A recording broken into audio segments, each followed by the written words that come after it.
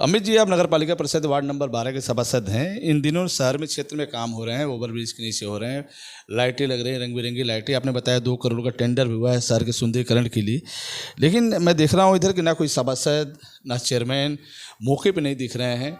वहीं प्रशासन दावा कर रहा है, वहीं एडीएम साहब, आईओ साहब, पीडब्ल्यूडी के अधिकारी पूरे शहर में घूम रहे हैं। लेकिन जनप्रतिनिधि के नाते जो जनता चुन के आप लोग को भेजी है, आप लोग दिख नहीं रहे हैं शहर में।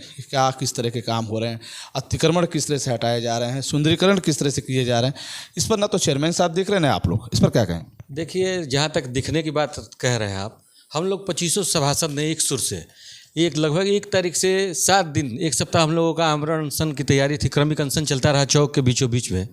और ये जो बदलाव दिख रहे हैं, जो काम दिख रहे हैं, ये हमारे विरोध और एकजुटता का ही परिणाम स्वरूप है।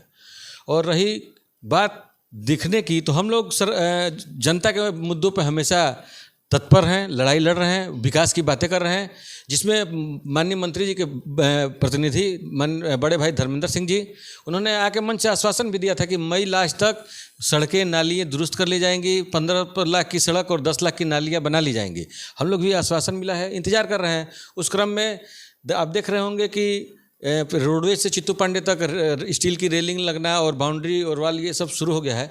और सीआरओ साहब का लगातार स्टेटमेंट भी आ रहा है, डीएम साहब का भी आ रहा है। श्रेय लेने की होड़ मची है कि हमने करा रहा है, कि हमने काम करा रहे हैं, विकास की बात कर रहे हैं।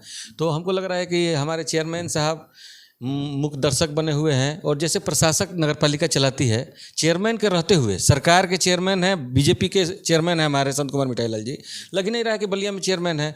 ऐसे लग रहा है कि जैसे चेयरमैन को पदस्थ कर दिया गया हो और प्रशासक नियुक्त है। मीडिया में, पेपर में, हर जगह डीएम साहब का, सीआरओ साहब की बाइट आ रही है और ये एक शब्द बोल नहीं पा रहे हैं। पता नहीं इनको किस बात का डर सता रहा है। हमको तो लग रहा है कि इनको इस तरह से कहा जा रहा है कि आप अगर आगे बढ़ के आते हैं, अपनी बात रखते हैं और बोर्ड की बातों को देखें, आप बोर्ड को अवहेलना किया गया, बोर्ड की किसी बात को, किसी प्रस्ताव को नहीं माना गया इनके द्वारा, न मेले में और न ही नगर के विकास की बातों में। तो इस तरह का आप समझ सकते हैं। और जहाँ तक जनता की बात है, जनता के विकास में अगर कोई भी बाधक बनेगा तो हम लोग 2500 सभासद एक स्वर से आवाज़ बुलंद करेंगे और जनता के हक के लिए बात करेंगे। चलिए, बहुत बहुत धन्यवाद। बात हो रही थी अमित दुबे जी, वार्ड नंबर 12 के सभासद हैं। फिर हम आपसे जुड़ेंगे। नमस्कार।